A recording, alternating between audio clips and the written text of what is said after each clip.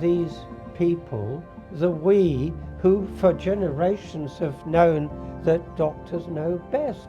Is anybody in this audience in that category?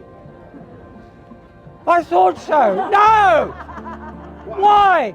Because the doctor knows well, if he's a good doctor, that the most important information that he needs is from you, the patient.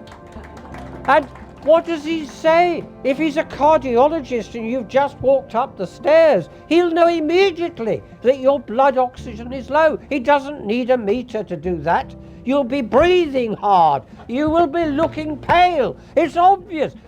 The information comes from the patient, and that human contact is essential for us to be able to be good doctors. It's as simple as that, nothing else. Has an AI got eyes? Not yet, anyway. You go to chapter 7 of my little book, Understanding Living Systems. You'll see what we have to do in order to make anything like that be conscious in the true sense of having the sensitivity to touch, vision, sound, all the other things that Laura does not have. My dear friend Richard Dawkins has fallen in love with an AI. Can she hear?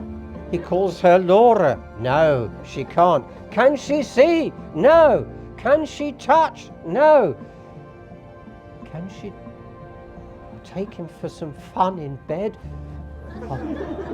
The answer is obviously no. Look, this is a deep misunderstanding of what it is to be conscious.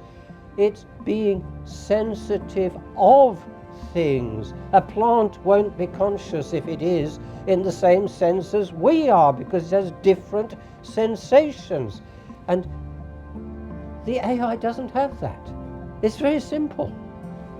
I have no difficulty with there being the information held by the health service and available for authenticated people to use, including proper AI systems. That's not a problem. The biggest problem facing the health service is not AI. The biggest problem facing the health service today is the fact that many of us are way over 75. That's the point. You can check it with the statistics in developed nations today. That's the point at which the cost of healthcare has gone soaring up. It's unsupportable. We can't afford it.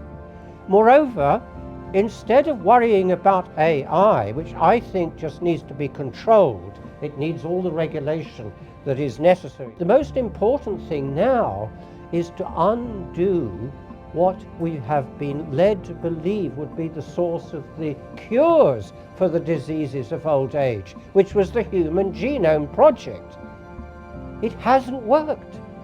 Where are the cures for all of these diseases with people over 75? They don't exist. That also, I'm afraid, is simple. And that's vastly more important to the health service now and to you and me than whether AI is at some stage or another going to know more, technically speaking, by a trial than the doctor.